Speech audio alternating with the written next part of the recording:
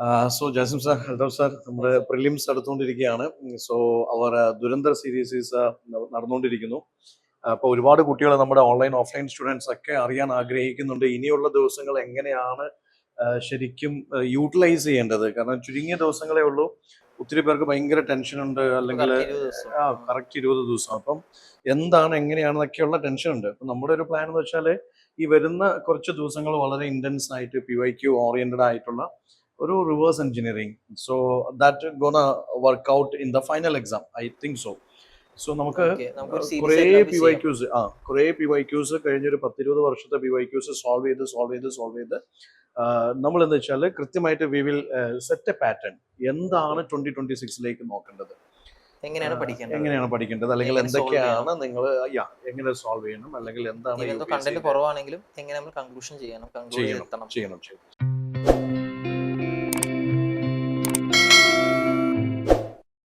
എനിക്ക് തോന്നുന്നു നമുക്ക് സബ്ജക്ട് ഇന്നത്തെ ഒരു സെഷൻ, നമ്മൾ അടുത്തൊരു സെഷൻ എപ്പിസോഡിൽ നമ്മൾ ഡയറക്ട്ലി PYQസിലേക്ക് പോകും. അപ്പൊ ഇന്ന് എന്താണെന്ന് വെച്ചാൽ കുറച്ച് സബ്ജക്ട്സ് നമുക്കറിയാം. Core subjects history, economy, geography, polity, environment, science ഒരു മാറ്റമില്ല ഫസ്റ്റ് പേപ്പറിൽ. ഇതിൽ നിന്ന് തന്നെ മെജോറിറ്റി ക്വസ്റ്റ്യൻസ് ചോദിക്കുന്നു. അപ്പം ഇറ്റ്സ് ലൈക്ക് ഇതിൽ എന്തൊക്കെയാണ് എന്നുള്ളതൊരു കൺസേൺ ആണ്. ഇപ്പൊ ജാസിം സാറിനോട് ചോദിക്കുകയാണെങ്കിൽ ഇപ്പൊ പോളിറ്റി, ഓക്കെ, കഴിഞ്ഞൊരു 5 വർഷത്തെ ട്രെൻഡ് അനാലിസിസ് നടത്തിയിട്ട് 2026 എഴുതാൻ പോകുന്ന ഒരു കുട്ടി പ്രിലിംസില് പോളിറ്റിയില് ഇപ്പൊ V know that there is parliament, the hot topic parliament is there. Similar way, many things are there. Fundamental rights, DPSP, അല്ലെങ്കിൽ constitutional bodies, non-constitutional bodies, schedules, especially 5th, 6th, 9th, 10th schedules. ഭയങ്കര favourite.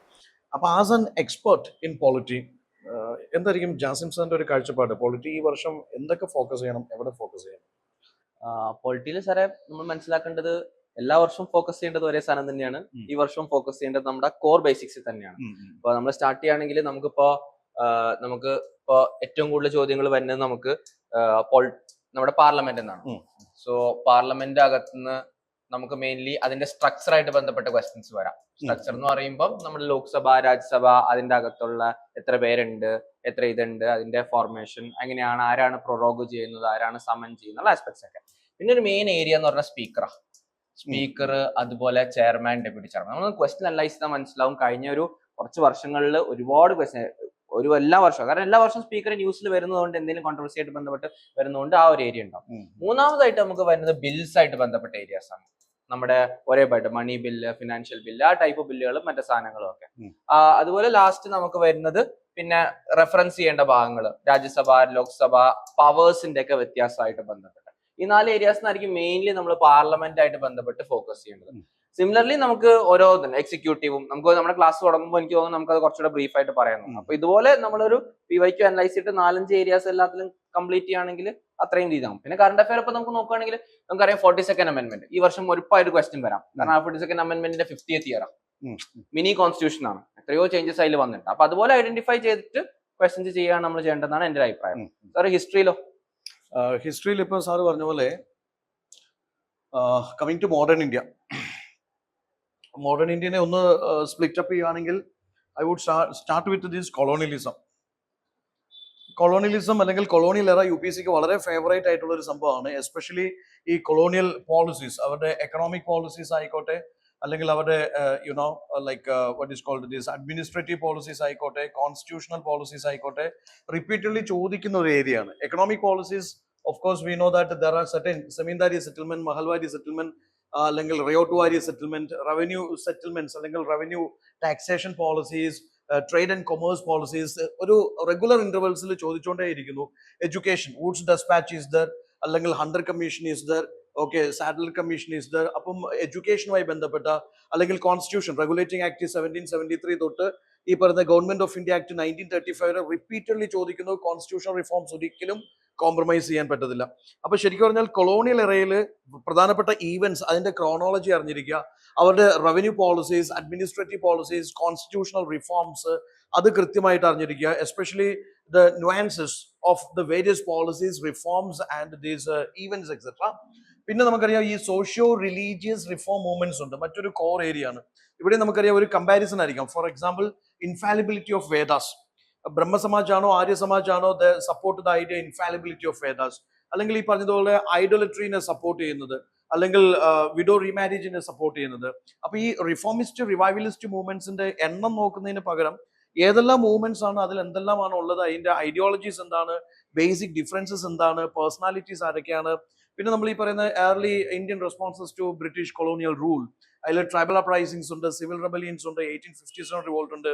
പിന്നെ നാഷണലിസത്തിലേക്ക് വരുമ്പോഴത്തേക്കും നമ്മുടെ moderate extremist phase, അവരുടെ ideological differences, അവരുടെ പ്രധാനപ്പെട്ട, ഇപ്പം മോഡറേറ്റ് ഫേസ് ആണെങ്കിൽ മോഡറേറ്റ് ഫേസിന്റെ സമയത്തുള്ള പ്രധാനപ്പെട്ട ഈവെന്റ്സ്, അല്ലെങ്കിൽ constitutional reforms, council reforms etcetera, ഇനി ലീഡേഴ്സ്, ഇനി അവരുടെ കോൺട്രിബ്യൂഷൻസ്.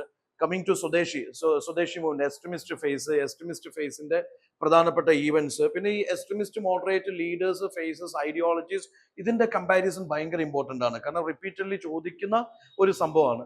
പിന്നെ ഗാന്ധിയൻ എറ, ഫ്രീഡം സ്ട്രഗിൾ. അപ്പൊ ഗാന്ധിയൻ എറയിൽ നമുക്കറിയാം ഒരുപാട് ഈവെന്റ്സ് ഉണ്ട്. ചമ്പരൻ സത്യാഗ്രഹ, ഖേദ, അഹമ്മദാബാദ്. അപ്പൊ ഏർലി സത്യാഗ്രഹാസ് തൊട്ടിട്ട് Rowlatt satyagraha, non cooperation, civil disobedience, quit India, ഇതിന്റെ ക്രോണോളജി അറിഞ്ഞിരിക്കുക എന്നുള്ളത് ഇമ്പോർട്ടന്റ് ആണ്. പിന്നെ ഒരു കോസ് ആൻഡ് എഫക്ട് സ്ട്രാറ്റജി ഉണ്ടല്ലോ, ഓരോന്നിന്റെയും കോസസും അതിന്റെ ആഫ്റ്റർമാത്ത് അല്ലെങ്കിൽ കോൺസിക്വൻസസ്, അതിനെ അങ്ങോട്ടും ഇങ്ങോട്ടും ഷഫിൾ ചെയ്തിട്ട് ചോദിക്കാറുണ്ട്. പിന്നെ ഈ പറഞ്ഞ സംഭവ വികാസങ്ങളിൽ ഒരുപാട് പേഴ്സണാലിറ്റീസ് കടന്നു പോകുന്നുണ്ട്. അപ്പൊ അവരുടെ പ്രധാനപ്പെട്ട കോൺട്രിബ്യൂഷൻസ്, ലിറ്ററേച്ചർ കോൺട്രിബ്യൂഷൻ ആവാം, ന്യൂസ് പേപ്പർ ആവാം, അല്ലെങ്കിൽ അവരുടെ കോൺട്രിബ്യൂഷൻസ് ടുവേർഡ്സ് വേരിയസ് റിഫോംസ് ആവാം. അപ്പൊ അങ്ങനെയുള്ള കാര്യങ്ങൾ ശ്രദ്ധിക്കുക.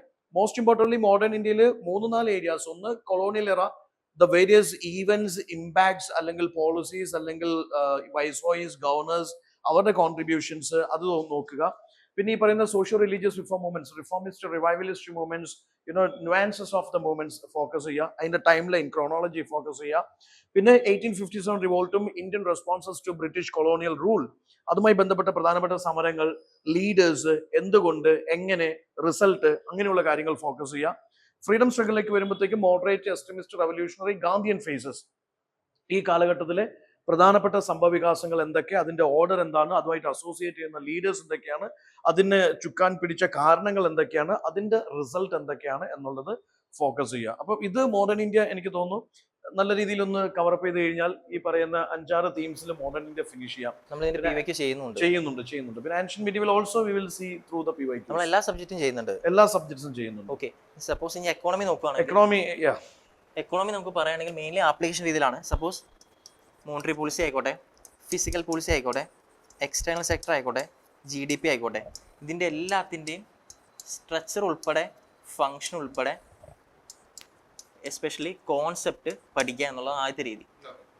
നെക്സ്റ്റ്, ഇതിൻ്റെ ട്രജക്ടറി ഏത് രൂപത്തിൽ പോകുന്നു. സപ്പോസ് ഇപ്പോൾ കഴിഞ്ഞ 2 പ്രിലിംസിന് ചോദിക്കുന്നുണ്ട് നീർ, റീർ, okay, external trade, import, okay, അതുപോലെ മോണിറ്ററി പോളിസി, ഫിസിക്കൽ പോളിസി, ഇതിൻ്റെ റോള്, എക്കോണമിയിലുള്ള റോൾ, ഫങ്ഷൻസ്, ഇതുപോലെ ഈച്ച് ആൻഡ് മൈന്യൂട്ട് കാര്യങ്ങൾ കോൺസെപ്റ്റ് റിലേറ്റഡ് നമ്മൾ പഠിക്കണം. പക്ഷേ ഇത് ആപ്ലിക്കേഷൻ രീതിയിലാണ് വരുന്നത്. ഇപ്പോൾ സപ്പോസ് കഴിഞ്ഞ പ്രാവശ്യമാണെങ്കിൽ ഫിസിക്കൽ ഡെഫിസിറ്റ്, ഇതിൻ്റെ ഡെഫിനിഷൻ അല്ല ചോദിച്ചത്. സപ്പോസ് ഇവർ 2-3 ഫിഗർ തന്നിട്ട് അതിൽ നിന്ന് ഫൈൻഡ് ഔട്ട് ചെയ്യാനാണ് പറഞ്ഞേക്കുന്നത്. ഇതറിയണമെങ്കിൽ ഇതിൻ്റെ കോൺസെപ്റ്റ് മാത്രം പഠിച്ചാൽ പോരാ, ഇതിൻ്റെ ആപ്ലിക്കേഷൻ രീതി നമ്മൾ എന്ത് ചെയ്യണം, അപ്ലൈ ചെയ്ത് കാണിക്കണം. സോ എക്കോണമി എന്ന് പറയുന്നത് ഒരു വാസ്റ്റ് ഏരിയ ആണ്. പക്ഷെ എന്ത് ചെയ്യാൻ പറ്റും, നമുക്ക് അപ്ലൈ ചെയ്ത് വൺസ് നമ്മൾ പഠിച്ചു കഴിഞ്ഞാൽ എവിടെ വേണമെങ്കിലും ഈസി ആയിട്ട് ഫംഗ്ഷൻ ചെയ്യുന്ന രീതിയിൽ നമുക്ക് ആപ്ലിക്കേഷൻ രീതിയിൽ ഉപയോഗിക്കാൻ പറ്റും. സോ എക്കോണമിയുടെ കേസിൽ ഇങ്ങനെയാണ്. നമുക്ക് ബാക്കി സബ്ജക്റ്റ് നമുക്ക് പറയാം, നമ്മൾ വരും സീരീസിൽ ഇതെല്ലാം ചെയ്യുന്നതാണ്.